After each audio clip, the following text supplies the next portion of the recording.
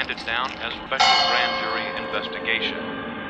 Grave robbing in Texas is this hour's top news story. An informant led officers of the Muerto County Sheriff's Department to a cemetery just outside the small rural Texas community of Newt early this morning. Officers there discovered what appeared to be a grisly work of art, the remains of a badly decomposed body wired to a large monument. A second body was found in a ditch near the perimeter of the cemetery.